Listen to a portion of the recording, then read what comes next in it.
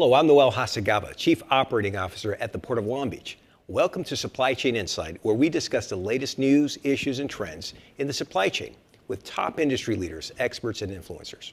Our objective is to bring you the insight you need to help keep your cargo moving.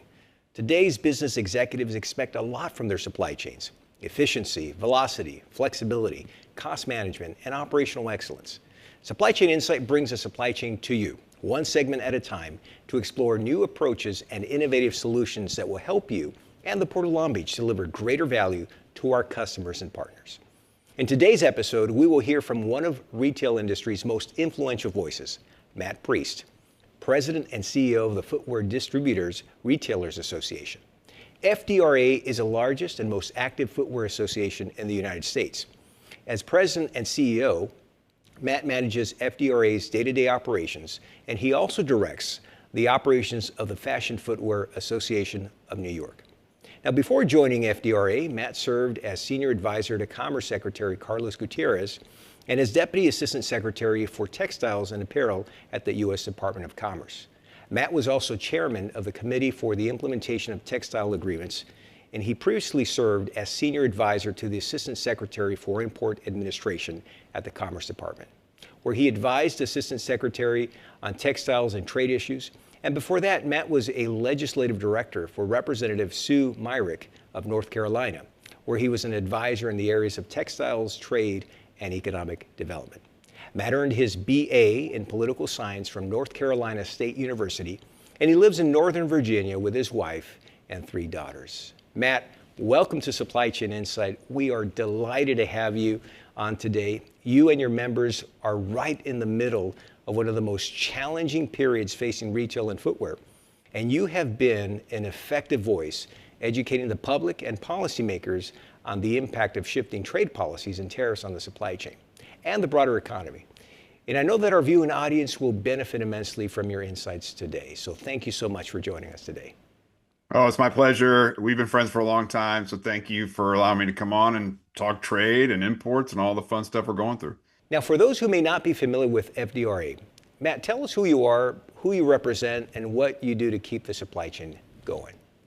Yeah, happy to. So we are an 81-year-old organization. We're based in Washington, D.C. We represent 97% of the industry, and our members are the who's who of the footwear space, right? So it's Nike and Adidas and Under Armour and Dick's Sporting Goods, Target, Walmart, all the way down to family importers, third generation family importers, and everyone in between. And our job is to be an advocate for the industry. We do a whole slew of different things, but right now advocacy is like the top benefit members are getting from us right now. And so that's who we are. We're a 501c6 trade association, like the Long Beach Chamber of Commerce or the National Football League, and we probably fall somewhere in between those two. And so we're proud to be the leading, kind of the tip of the spear as it relates to the footwear industry here in the United States. Well, thanks for that background. And by the way, you look great for 81, at least the FDRA. So the footwear industry. All my vitamins. So. Yeah, that's right. Take your vitamins. So the footwear industry is massive. I mean, give us a sense of the market. How many shoes are imported each year into the United States, and how many of them are purchased and consumed? Yeah, it is a massive market. People get blown away by these statistics, but we import anywhere between 2 to 3 billion pairs every single year. That's over 7 pairs of shoes for every single person in this country. And we're about $120 billion industry annually. So we have the highest per capita consumption rate for any country in the world as it relates to shoes and footwear. And 99% of our shoes are imported, and a vast majority of those come through your port there in Southern California. And so the importance of our partnership with the Port of Long Beach is so critical to this industry. And so it lets you know, like 340 million Americans and visitors alike and immigrants alike all need footwear. And so we're one of those industries that is so prevalent. It's the top, I should say top of mind, everybody, because it's at the bottom of your feet, but you get the point. And that's what makes us proud to represent these companies, because we provide great functional footwear, fashionable footwear, hopefully price competitive footwear for everyone here in this country. That is a massive number, Matt. And I remember when the shipping lines started upsizing their vessels, we used shoes to illustrate just how much capacity these 18,000 TEU ships carried. For example, when we ran the numbers, we estimated that an 18,000 TEU vessel had the capacity to store about 73 million pairs of shoes. Oh my God. I mean, just one ship. So it would take many, many of those ships to get to the over 1 billion that we import. Actually, a lot less ships than I thought. So that is unbelievable. And some people would still probably say it's not enough, right? Those who collect shoes. Never enough shoes. I mean, that's a given, right? So at least in my industry. So we're going to talk about trade and trade policy and tariffs in a moment, but it's worth pointing out that in recent years, in spite of historically high inflation and the announcement of new tariffs, the footwear market has remained strong, thanks to the resilience of the American consumer. Everyone still continues to buy shoes, as you pointed out, about 6 to 7 pairs per person who lives here in the United States. In fact, footwear spending, according to your latest report, was up about 3.1% for the month of June, reaching a seasonally adjusted $117 billion. And that's a record month. So what do you attribute this to, and what's the story behind these numbers?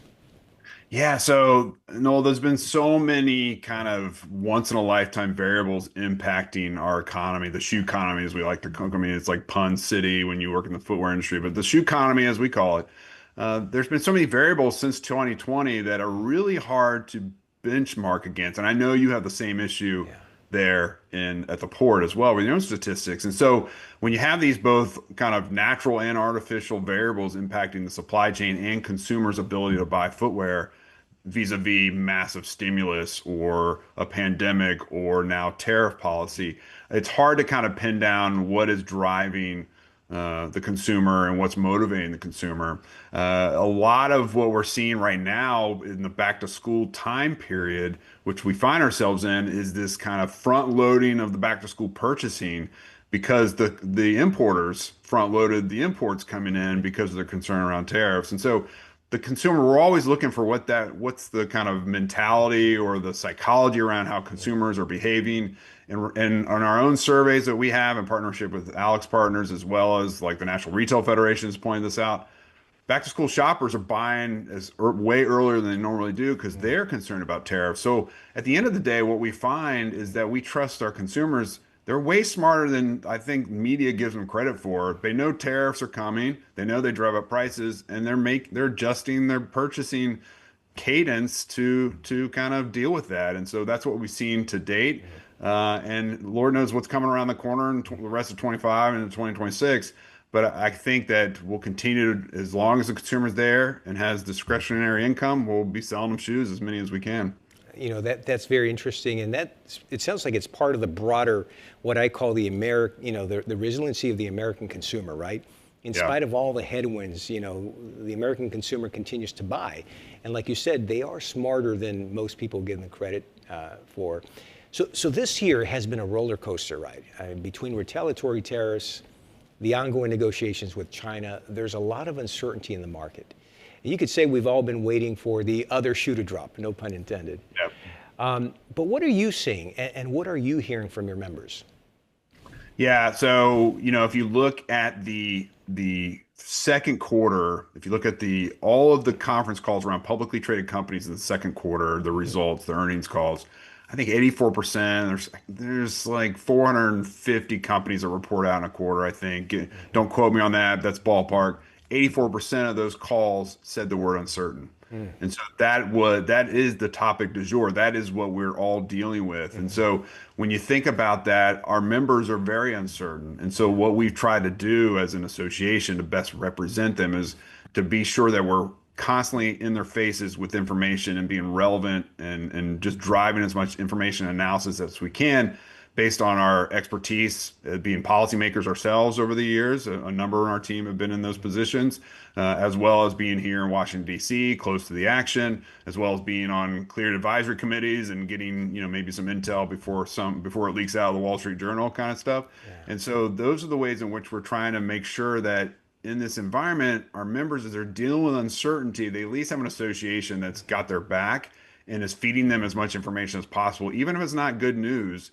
I will say there was a point just a few weeks ago that I finally said to our members, we had an event in New York, and I basically said, put your costing pencils down, just wait. The scenario plans have their own scenario plans at this point. So it's just too much to try to ascertain where you should cost your goods until you know where all the countries and their duty rates, and we're still figuring that out right now, which makes it really difficult to be in their position. But some of it for us is like so a little bit tough love. Like, all right, okay, this is not going away. We can't like freak out with every True Social post and every pronouncement coming out of Washington, D.C. And so we have to really help our members relax, take a breath. You've got wisdom from COVID. You've got wisdom from the supply chain, kind of the run on goods that happened just after COVID that impacted you all so directly. Let's continue to lean on our guts and our wisdom and our knowledge to make the best decisions we can, and then know that you can adjust if you need to. And so there's been a lot of coaching in that regard, and trying to take complex terms and make them in more digestible layman's terms so that people feel a little bit better about where we're headed, even if it's not crystal clear at this point. Well, you're certainly doing a great job, Matt, and wise advice, right, to all your members and those listening. You don't want to overreact, right? Yep. Here at the Port of Long Beach, for calendar year 2025, we've been busier than ever. In fact, this follows a record year in calendar year 2024. Between June of 2024, April of 2025, we saw 11 consecutive months of year-over-year container volume growth. Wow. And we saw the first dip in May and a sharper dip in June. And we're about to release our numbers for July, and it's going to go up again, thankfully. But that said, for the first half of 2025, we're still 10.6% ahead of last year, which was a record. In fact, Long Beach led the nation in container volumes between January and April. And the question for you is, does that line up with what you're seeing in footwear shipments? Because the talk late last year and throughout this year has been, the negative impact of tariffs and how volumes were going to cause this doom and gloom, but so far we've seen the opposite. Yeah, and that's a great question. And there's been a lot of public reporting, and obviously the president and his team are pointing to some of these statistics as a reason for folks not to freak out. And I never want to be Pollyannish. I always want to make sure that we're calling balls and strikes in a fair way and a respectful way. And so we kind of do gut checks as well. Like, okay, what are we missing here? We know that tariffs have gone up exponentially and historically. I hear and I talk to our members every day, all day long, and I've heard some just terrible stories of will we survive or not kind of questions. When there's a 145% tariff on goods out of China, that's an embargo. And we had some duties were pushing 200% coming out of China. And so you ask yourself, you're a small family importer, you're selling to Walmart, Target, and the big retailers, but you're still privately held small family importer. Will we survive? Because it's going to cost us $1.5 million in duties to bring in $1 million worth of goods every month. No, we're not going to survive if that's how if the status quo continues. And so looking at the data, trying to understand where we're headed, and trying to understand how much of this impact the retailers and the brands have absorbed of this at this point is the big question. And so that's why we're a little nervous about back half of the year. But to your point, right now, our costs are flat through June. That doesn't mean they're not about to go up. I think right now, almost 80% of our members now have tariff product in the marketplace starting in July and August. So I think things are coming, and there's a delayed impact. But it also just shows you, I think, the wisdom of the industry that they're preparing, right? Because one of the things we learned in the pendulum kind of back and forth on inventory is that we had too much inventory, then we didn't have enough, and then inventory is an art. It is not, as much as we want it to be a science, inventory management, it is an art. You're not always going to get it right. And so I think right now there's a lot of wisdom we learned in the COVID years, Noel, that we're now kind of discharging in the tariff years, because I can tell you time and time again, our members have said, we had a war room in the COVID years, and we just propped it back up, and it's all hands on deck, and we're working through it. So I'm pleased by those numbers. I don't want anyone ever to think that we want things to go south. But I can tell you, our duty bill is going to go from $3 billion as an industry annually to $5 billion in 1 year, someone's going to pay that. Yeah. And when you have those added costs, that's going to drive down capital investment, employment, and it's going to drive up prices. So that's what we're concerned about long term, even if the short term data right now is pointing to positive outcomes. Yeah. It's a good analogy. You continue to refer to the supply chain crisis, pandemic induced, and there were a lot of lessons learned. As a matter of fact, I call the fact that we all came together as an industry to navigate the supply chain crisis. One of the reasons why even today, in spite of record cargo volumes, you're seeing no congestion, no backlogs, no Right. delays. Certainly speaking for Southern California, I call that the secret sauce, how we all learn to work better together. And like you said, not get too bent out of shape on the numbers, recognizing that you have to be nimble and flexible. That's So right. here's the question of the hour, right? What Yeah. is your outlook for the rest of the year, calendar year 2025? Yeah, so we're trying to again not be Pollyannish, but we are concerned. So when we looked at actual kind of numbers relative to the first half of the year, we have a consumer survey. We've done a number of consumer surveys this year. We've even surveyed the president's supporters on tariffs and how they feel about tariffs. And spoiler alert, they don't like tariffs, particularly on shoes, even if they think they're more broadly important geopolitically, and we can respect that.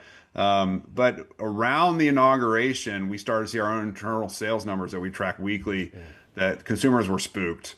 And they were spooked by tariffs. And because it goes back to that knowledge and wisdom of the consumer.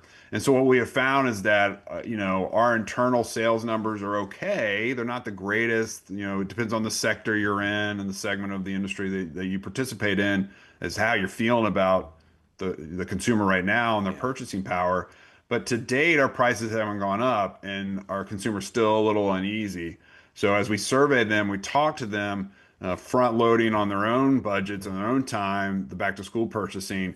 What will holiday look like? Are they buying product now that they would have ultimately bought in the fall and heading into holiday that they're going to hold off and not buy moving forward?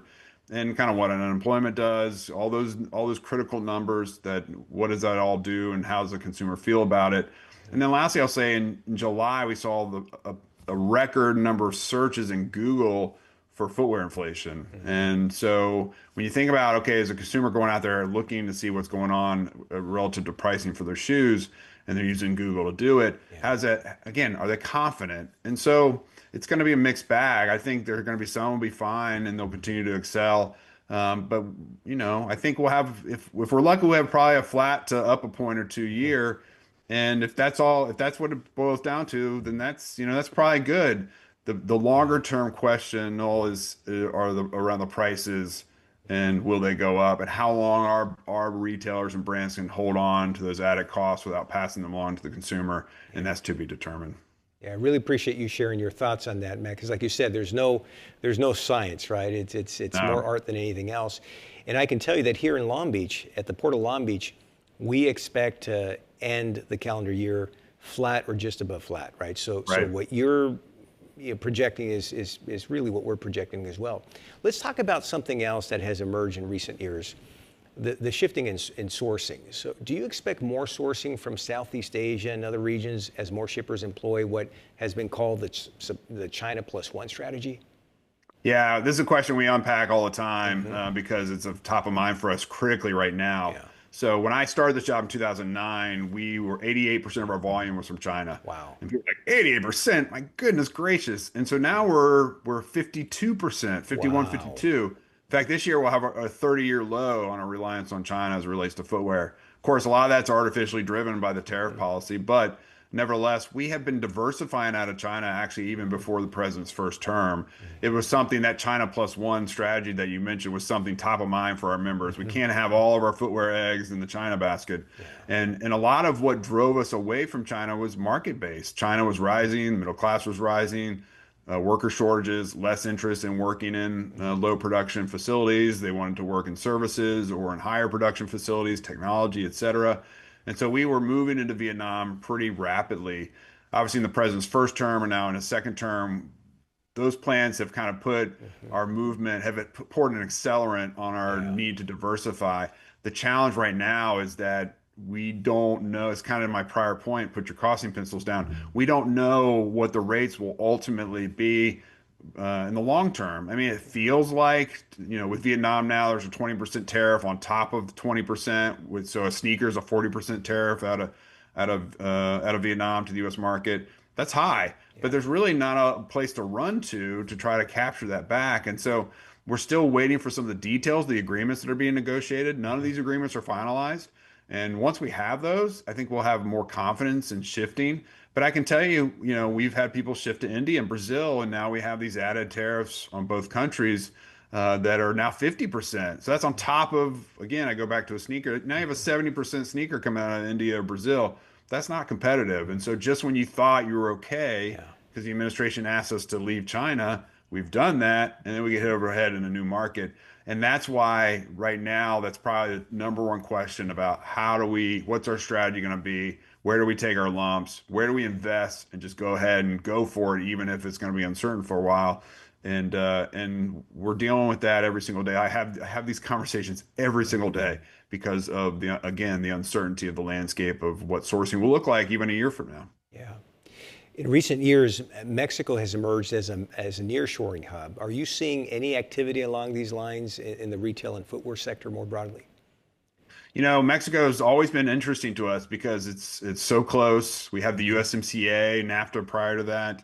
There's a pretty onerous rule of origin. I won't bore Yeah. viewers with the technicalities of it, but it makes the flexibility sourcing out of Mexico can be a challenge. The other challenge is the president's kind of continued focus on migration and fentanyl, which creates these tariff pressure points that create again uncertainty, even if you're sourcing with your neighbor.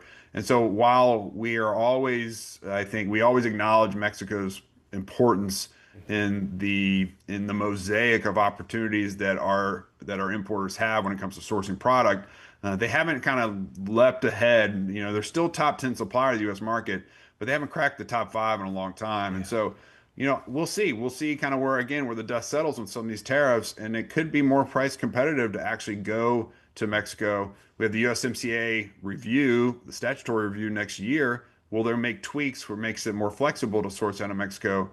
I won't hold my breath, but that might be an opportunity for us to even make it more advantageous for us to source there from our neighbor to the south. And the good folks in Leon, Mexico, will always be important to us as suppliers to our market, and we'll continue to work with them as needed. So with everything that we've discussed, Matt, and that you've offered, right, what guidance do you give your members, and what advice do you have for the shippers who are listening to this right now? I think it's what we've already touched on, right? It's not to kind of freak out with each movement. The other advice is like the world doesn't revolve around you and your industry, and I have to tell this to myself in the mirror, and I have to tell it to our members because at the end of the day, the president of the United States has to govern, no matter who it is, and and maybe at some point she will have to make decisions that are important in their minds to the agenda that they brought and they've been elected to do. And so while we may not understand why there has to be another 25% tariff on India, and why I don't think that ultimately is going to help lower costs for consumers, which the president was elected on, there's a broader geopolitical calculation that doesn't necessarily always revolve around shoes. In fact, because of our advocacy, this is probably my 103rd interview since January 20th. Our comms people keep track of it, which makes me feel very tired when I hear that number. But because of the work we've done in the marketplace, someone even asked the president, a reporter asked the president, you want to make sneakers here? And he's like, no, we're not looking to make sneakers. We want to make high tech and AI and do those kinds of things. And we agree with the president. And so our hope is at some point, the rhetoric lines up with the policy and we get some relief. But in the meantime, my advice to everybody is just take a chill pill. There's probably a tariff now on chill pills as they've been imported, but take a chill pill and just one step at a time and stick to your core, stick to your gut, trust your gut. You've been importing shoes for a lot of our folks for a long, long time. Just go with, you're not always gonna kind of make the right decision in this environment. No one is. So just go with your gut, lean on your instincts, and trust your teams and your partners like the Port of Long Beach to get you through it. And I think you'll be fine. Well, as always, great sage advice, Matt. So I had the pleasure of being a guest on one of your podcasts some time ago, and you have a tradition of asking your guests what shoe they're sporting on that day. So I thought we would return the favor and ask you, what shoe are you sporting today? Well, in honor of having a conversation with you in the Port of Long Beach, I had to pick a California company. I had to pick a Southern California company.